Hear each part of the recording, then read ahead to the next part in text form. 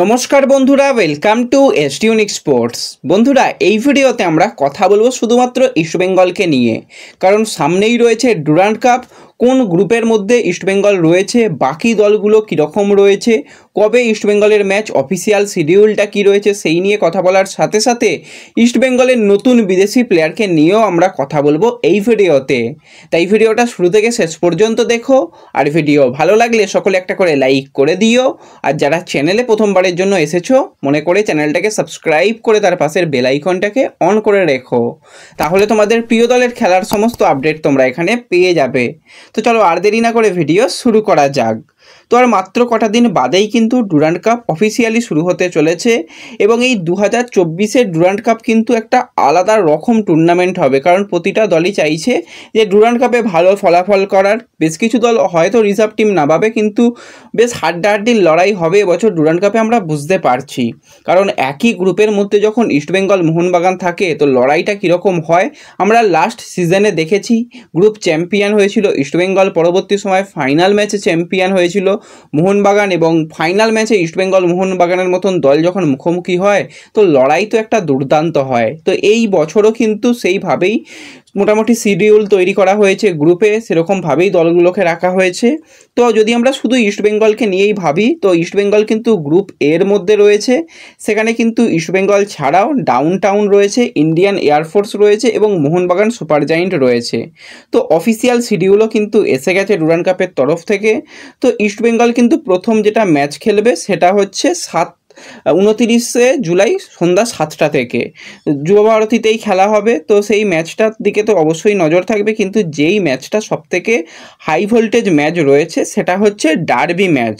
18ই August derby match রয়েছে, যুবভারতীতে হবে। তার আগে কিন্তু ডাউন টাউনের সঙ্গে ম্যাচ রয়েছে, সেটা কিন্তু কিশোর ভারতীতে খেলা হবে 7 তারিখে, 7ই আগস্ট। তো 29 তারিখে ইস্টবেঙ্গলের ম্যাচ এয়ারফোর্সের সঙ্গে, 7 তারিখে ম্যাচ রয়েছে ডাউন টাউনের সঙ্গে, আর 18 তারিখে ম্যাচ রয়েছে ডার্বি ম্যাচ। তো তোমরা বুঝতে পারছো যে ইস্টবেঙ্গলের এই 3টে ম্যাচ রয়েছে। এবার গ্রুপের প্রত্যেকটা গ্রুপের কিন্তু চ্যাম্পিয়ন দল কোয়ালিফাই করবে পরবর্তী রাউন্ডের জন্য, আর বেস্ট 2 টিম যারা কিন্তু 2 নম্বর পজিশানে শেষ করবে, গোল ডিফারেন্স ভালো থাকবে ইত্যাদি পয়েন্টও ভালো থাকবে, তারা কিন্তু পরবর্তী রাউন্ডে কোয়ালিফাই করবে।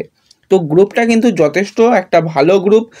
যে দুটো ম্যাচ রয়েছে ডাউন টাউন আর ইন্ডিয়ান এয়ারফোর্স, তাদের বিরুদ্ধে অবশ্যই ইস্টবেঙ্গলকে জিততে তো হবেই, সঙ্গে যদি ভালো গোল ব্যবধানে ইস্টবেঙ্গল ম্যাচগুলোকে জেতে। আর ডার্বি ম্যাচ তো 50-50, ডার্বি ম্যাচে যাই ফলাফল হোক না কেন, তো সেক্ষেত্রে ইস্টবেঙ্গল পরবর্তী রাউন্ডে কোয়ালিফাই করবে, এটুকু আমরা আশা করতে পারি।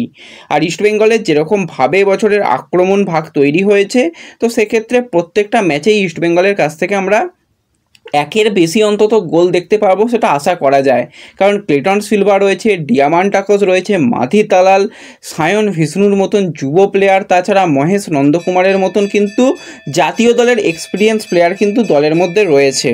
তো সেক্ষেত্রে ইস্টবেঙ্গল যদি প্রথম দুটো ম্যাচ, যেটা 29 তারিখে রয়েছে সন্ধ্যা 7টা থেকে, আর 7 তারিখে রয়েছে সন্ধ্যা 7টা থেকে, এই দুটো ম্যাচ যদি জিতে নিতে পারে এবং বড় ব্যবধানে জিতে নিতে পারে, তো ইস্টবেঙ্গল কিন্তু অবশ্যই অ্যাডভান্টেজ পজিশানে থাকবে। আর 18 তারিখে ম্যাচের আগে কিন্তু ইস্টবেঙ্গলের এএফসির একটা ম্যাচ রয়েছে, তোমরা সকলেই জানো, 14ই আগস্ট। তারপরে কিন্তু এই 15 তারিখে রিহ্যাব করতে গিয়েই কেটে যাবে, দুদিন বাদেই কিন্তু আবারও তাদের ম্যাচ খেলতে হবে। তো এই 18-র জায়গায় যদি ডেটটা আরেকটু পরে করা যেত, যদি 19 তারিখ বা 20 তারিখেও করা যেত, সেটা ভালো হতো, কিন্তু কিছু করার নেই, অফিসিয়াল আপডেট এসে গেছে, এইভাবেই খেলতে হবে। এবার যেটা হচ্ছে মেন বিষয়, যে প্রথম দুটো ম্যাচে কীরকম দল খেলবে। তো ইস্টবেঙ্গলের তো অবশ্যই বিদেশি প্লেয়ারদের একটুখানি ব্যবহার করতে হবে, তার সাথে সাথে যদি যুব প্লেয়ারদের নিয়ে একটা মিক্সড দল করে খেলানো হয়, বা যদি একদম ফার্স্ট 11-এর দলকেও খেলানো হয়, সবথেকে ভালো হবে। গত সিজনে আমরা দেখেছিলাম ফার্স্ট 11-এর দলকে খেলিয়ে কিন্তু ইস্টবেঙ্গল ভালো ফলাফল করেছিল, গ্রুপ পর্বে ডার্বি ম্যাচ জিতেছিল, বাদবাকি ম্যাচগুলোতে ভালো ফুটবল খেলেছিল এবং শেষ পর্যন্ত তারা ফাইনালে কোয়ালিফাই করেছিল।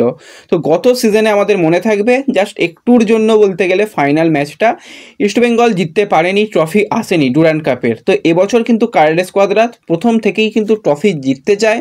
এছাড়া কিন্তু বিদেশি প্লেয়াররাও কিন্তু ট্রফি জেতার জন্যই একদম মানে রয়েছে যে আমরা একদম সেরা ফুটবল খেলবো এবং ট্রফি জিতবো। বিশেষত মাধি দালাল জানিয়েছে যে আমরা কিন্তু ট্রফি জেতার জন্য অবশ্যই লড়াই করব। আর হিজাজি মাহের সেও এসে গেছে, হিজাজি মাহেরও বলেছে যে ট্রফি জেতার জন্য লড়াই করব। ইস্টবেঙ্গল অনুশীলন করছে, অনেক রকমভাবে অনুশীলন হচ্ছে। প্র্যাকটিস ম্যাচ ইস্টবেঙ্গল একটা খেলে ফেলেছে, সামনে আরও কয়েকটা প্র্যাকটিস ম্যাচ খেলার চিন্তাভাবনা রয়েছে। বাদবাকি বিদেশি প্লেয়াররা এসে গেলেই কিন্তু একদম জোর কদমে ইস্টবেঙ্গল আরও ভালো প্রস্তুতি শুরু করে দেবে।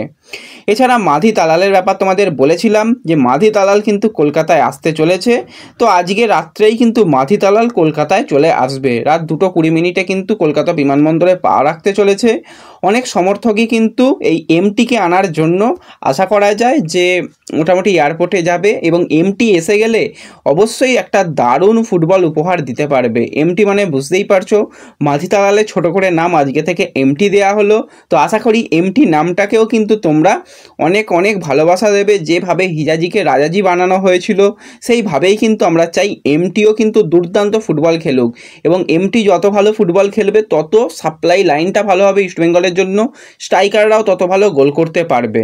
এবং কোচ কার্লেস কোয়াদ্রাত এই প্লেয়ারের উপর কিন্তু বিশেষ দায়িত্ব তুলে দেবে আমরা আশা করি, কারণ মাঝ মাঠের অ্যাটাকিং লাইনের উপর কিন্তু অনেকটাই নির্ভর করবে আগামী সিজনে কীরকম ফলাফল হয়। দলকে দেখে হয়তো খাতায় কলমে খুবই ভালো লাগছে, যত তাড়াতাড়ি প্লেয়াররা এসে মানিয়ে নিতে পারবে ততই কিন্তু ইস্টবেঙ্গলের জন্য ভালো।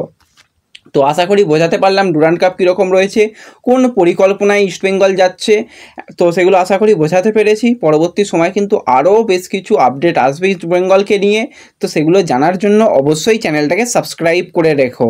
তো এই ভিডিওতে এটুকুই আলোচনা করার ছিল। ভিডিও ভালো লাগলে লাইক শেয়ার করে দিও। তো দেখা হচ্ছে পরবর্তী ভিডিওতে, ধন্যবাদ।